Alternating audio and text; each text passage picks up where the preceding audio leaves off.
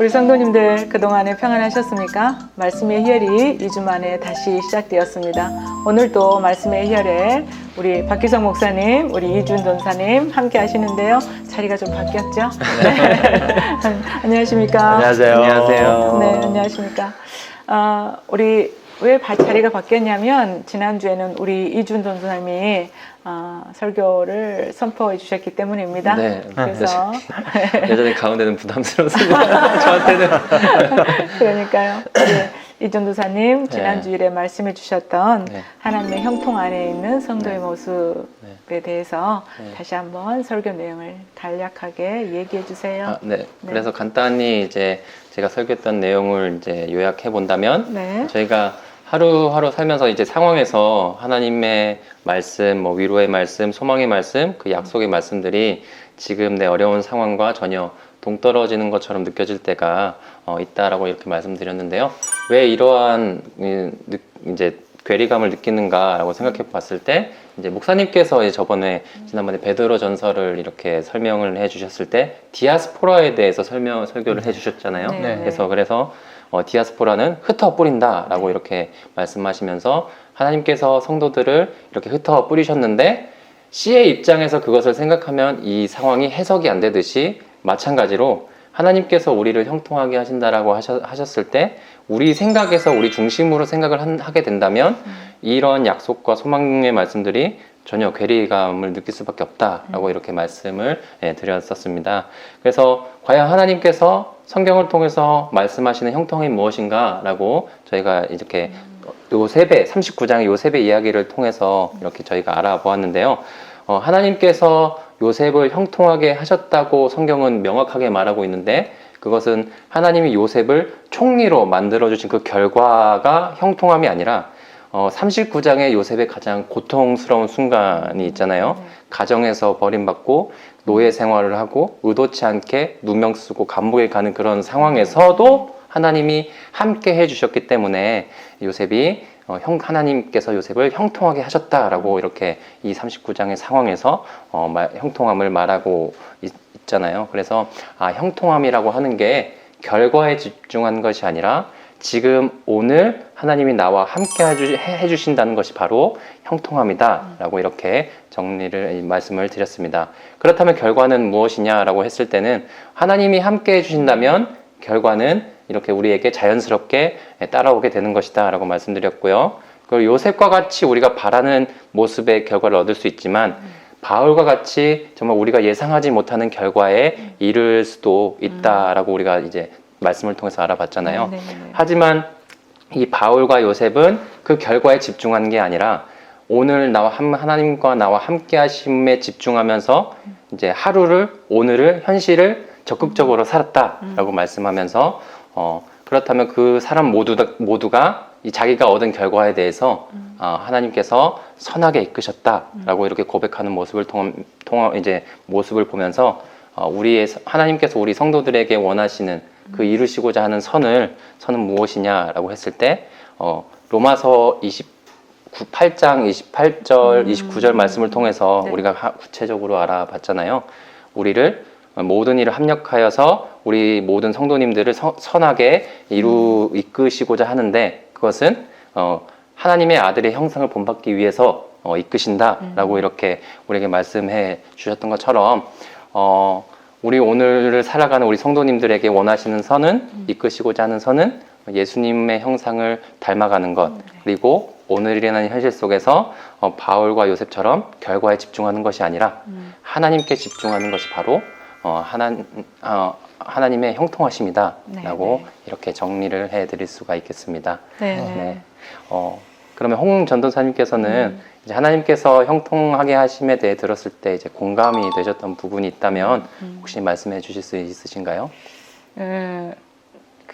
제가 처음에 창세기 39장을 처음 접했을 때 이제 이런 하나님이 당신의 말씀을 온전히 믿게 하시고 내가 지금 이해할 수 없지만 하나님의 말씀은 옳으시다.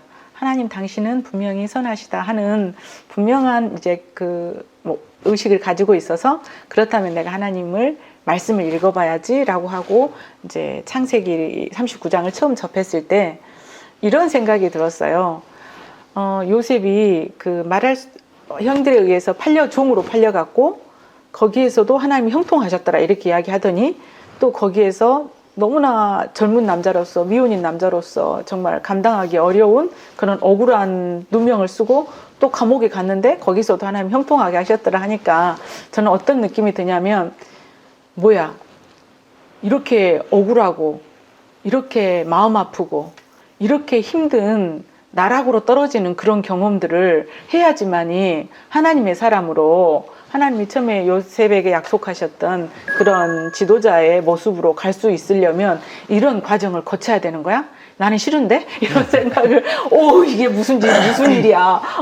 이렇게 억울할 수가 있겠어? 이렇게 정말 화가 나고, 밤에 정신분열 걸릴 것 같은데? 이렇게 계속 당하면? 이런 생각이 들면서, 그 하나님의 형통하심에 대해서, 이렇게 잘 이해할 수 없었어요. 그리고 우리 우스갯소리로 모든 일은 형을 통해서 하면 형통해진다 이런 농담도 우리 시절에 그때 있었는데 그런데 우리 전도사님 설교를 이렇게 듣고 나서 이렇게 생각해 보니까 그런 디아스포라 아까 이야기하셨었잖아요. 그러니까 하나님의 관점에서 이해하지 않으면 우리 상황 속에서 박하게 일어나는 현상을 씨앗된 우리는 이해할 수 없다라고 말씀하셨을 때 그러면 씨앗된 우리가 하나님의 형통함을 이렇게 말씀을 통해서 먼저 경험했던 요셉을 통해서 우리한테 말씀해 주시고자 하는 그 형통함이라는 것이 전도사님 설교를 들으면서 우리는 어떠한 상황이 이해할 수 없고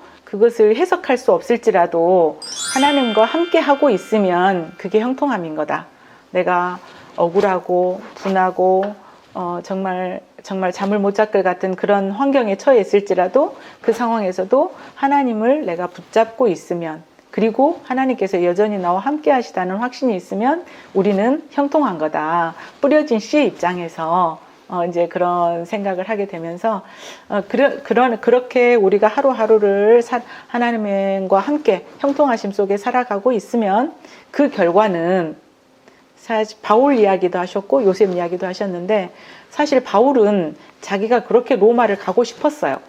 로마에 가서 복음을 전하고 싶었었잖아요. 그래서 그렇게 하나님의 그 선을 이루시는 그런 형태로 우리의 열매는 우리가 어떤 것을 상상하든지 간에 그 결과는 하나님의 선이 되시는 그런 결과로 그리고 우리의 인품과 우리의 인생들은 더 예수님을 닮아가는 형태로 결과적으로 열매를 맺으시겠다는 하나님의 말씀이시구나. 그것이 지금 사는 우리에게, 지금 이 땅에서 사는 우리에게, 현실을 사는 우리에게 하나님이 형통하다고 말씀하시는구나 하는 생각을 했습니다. 네, 감사합니다. 네. 목사님, 이제 우리가 한 해를 다 마무리하고 12월 한 달이 남았는데요.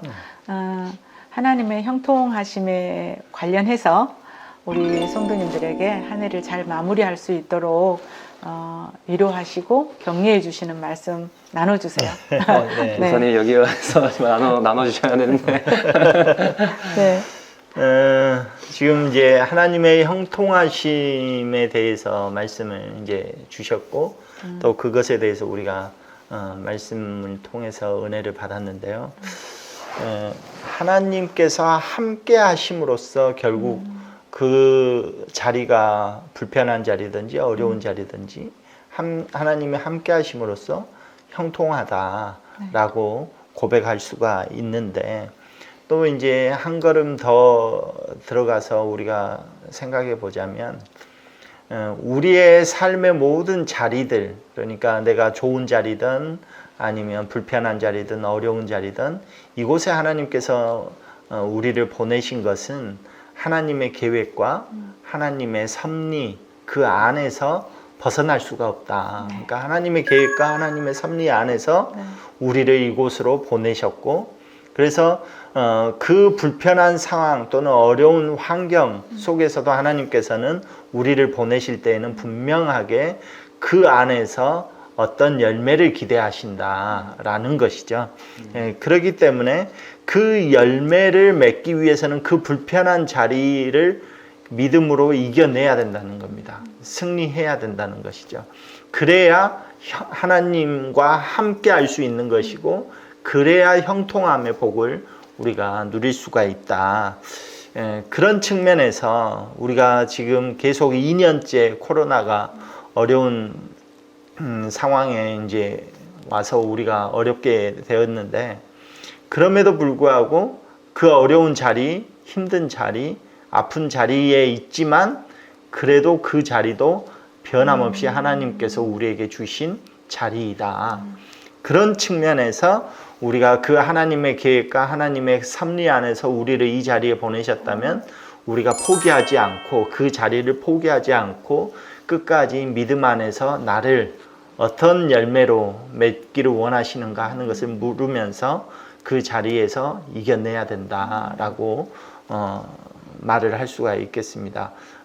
제가 어디 교회에 갔더니 화장실에 붙어 있는 문구가 있었는데, 그게 뭐냐면, 기도는 우리의 상황을 바꾸지 않고 우리를 변화시킨다라는 것이었거든요. 그러니까 마찬가지로 그것도 하나님의 섭리와 하나님의 계획 안에 있기 때문에 그 하나님, 어려운 그 환경에서 하나님의 계획과 그 섭리 안에서 기도하는 것이죠.